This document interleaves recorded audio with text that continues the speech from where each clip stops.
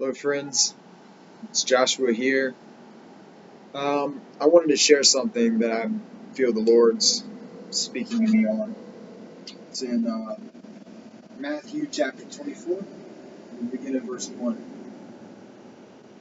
It says, "And Jesus went out and departed from the temple, and his disciples came to him for to shew him the buildings of the temple.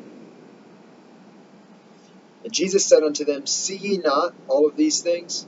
Verily I say unto you, there shall not be left here one stone upon another that shall not be thrown down. And as he sat upon the Mount of the Olives, the disciples came unto him privately, saying, Tell us, when shall these things be? And what shall be the sign of thy coming, and of the end of the world? And Jesus begins and says, Jesus answered them and said, Take heed that no man deceive you. It's number one that Jesus said is, Take heed that no man deceive you. And he goes on in verse 5. For many shall come in my name, saying, I'm Christ, I'm a Christian, I follow Jesus, and shall deceive many. Verse 5. Here we are, friends. And you shall hear of wars and rumors of wars. But this is a word of the Lord for you. See that you be not troubled. I can just only think about the scriptures where it says, Be not soon shaken in mind, nor in spirit. And our Lord has told us, You shall hear of wars and rumors of wars. But see that you, true Christian, be not troubled. For all these things must come to pass, but the end is not yet. For nation shall rise against nation, and kingdom against kingdom. And there will be famines and pestilences, far worse than COVID-19, and earthquakes in diverse places. Verse 8, all these are the beginning of sorrows. Now, dear friends, this next part that we're about to read is the main reason I came on here to do this. Verse 9, Then shall they deliver you up to be afflicted, and shall kill you. And you shall be hated of all nations for my name's sake. And then shall many be offended, and shall betray one another, and shall hate one another. Let's stop there.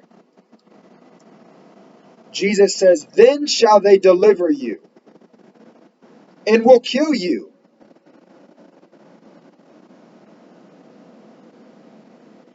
You'll be hated by all. And it says right after that, that many shall be offended and shall betray one another. That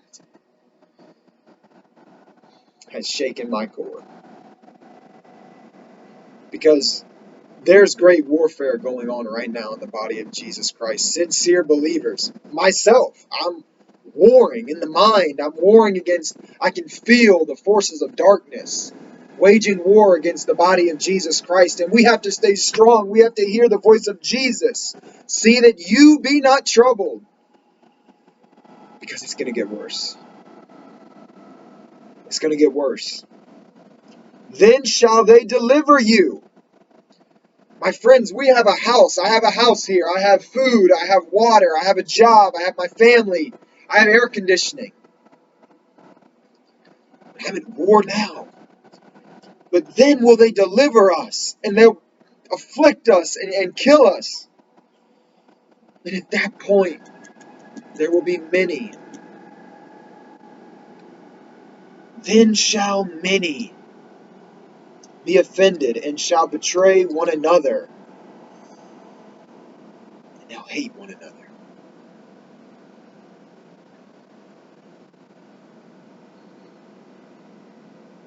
It'll be by the grace of God. It'll be in God's mercy that we are not one of them. This is sobering. This is a sobering hour for the body of Jesus Christ. But see, he has told us this before it has happened. See that you be not soon shaken in mind or in spirit.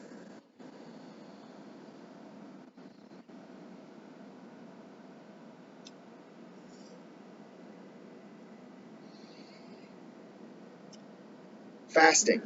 We need to fast. Because there will come a day when we'll be fasting without choice. We won't have a choice. But we need to fast in the spirit to kill the flesh, or either we quench the spirit and feed the flesh. My friends,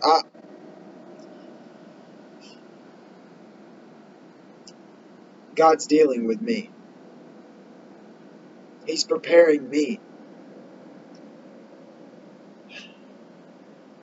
And I can feel the intensity of the times that we're living in. There's a time to cry out for the mercy of God to teach us the things now. Because my friends, if we're not overcoming now, what makes us think we'll be overcoming when we lose our freedoms? Real freedoms. Freedom to live. Freedom to life. To be able to watch your family.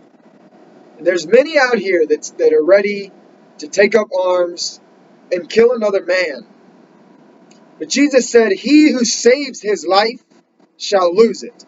And he who loses his life for my name's sake shall find it.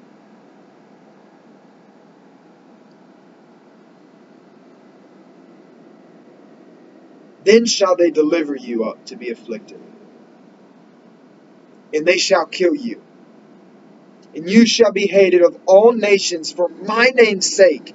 And for that reason, then shall many be offended and shall betray one another. Are we walking in the selfless love of Jesus?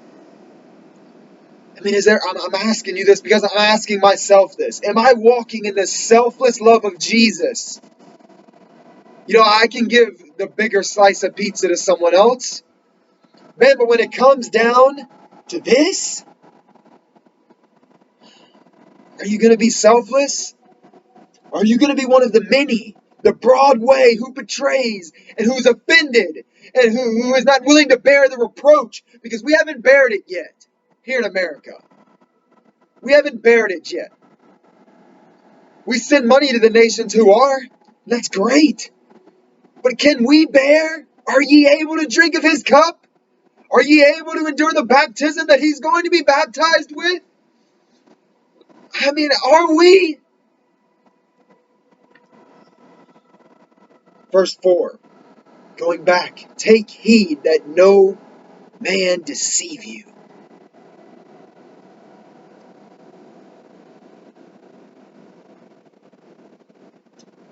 Verse 11, going back forward. And many false prophets shall rise. Again, he says this, and shall deceive many. He says it in verse 5, for many shall come in my name, saying, I am Christ, or I am a Christian, and shall deceive many. Verse 5, and then verse 11, and many false prophets shall rise and shall deceive many. He emphasizes again, shall deceive many. The book of Revelation talks about the Antichrist. I think it's Jesus, and it might be this chapter.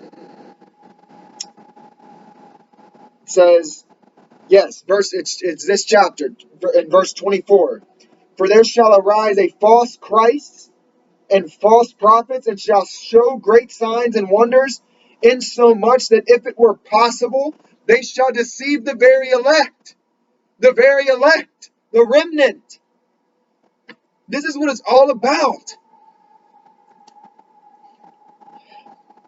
And yet they say the church won't be on earth. He'll deceive, if possible, the very elect, the bride, the remnant. Verse 25, behold, I have told you before. I jumped ahead there to emphasize how many times Jesus says that this is going to happen and many will be deceived. This is weighing on my back like 1,000 pounds, and it's running in my mind at 1,000 miles an hour. Verse 11. And many false prophets shall rise and shall deceive many. And because iniquity shall abound, the love of many shall wax cold. And that, my friend, will be the ones who are offended. Will be the ones who sinned against the truth. Who right now, in this time of shaking, make light of it. And go their ways. One to his farm, and another to his merchandise. God's going to give you to your ways. You may not even know it until this very moment when you shall be delivered, to be afflicted, and to be killed. You might be the one who betrays someone and runs this race for nothing, in vain, to be cast out at the last hour. It's not a time to sleep. It's not a time to sleep. It's a time to stand up right now in the Spirit, not with guns. Our weapons are not carnal but mighty through God.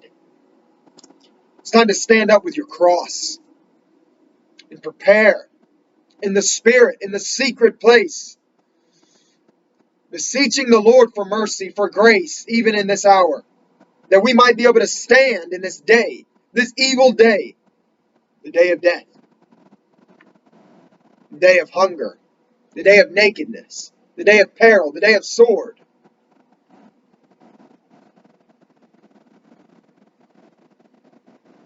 Verse 11. And many false prophets shall arise, and shall deceive many. And because iniquity shall abound, the love of many shall wax cold. But he that shall endure unto the end, the same shall be saved. And this gospel of the kingdom shall be preached in all the world for a witness unto all the nations. Then shall the end come. Friends, brothers, and sisters, if we're not awake right now, if this is not shaking you, if the Lord is not speaking to you right now,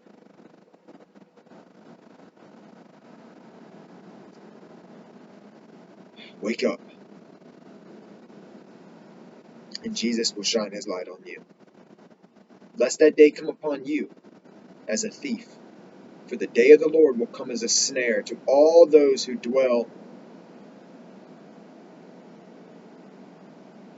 So come as a thief to all those who dwell on the earth, and as a snare on the whole world. God give us grace in this hour.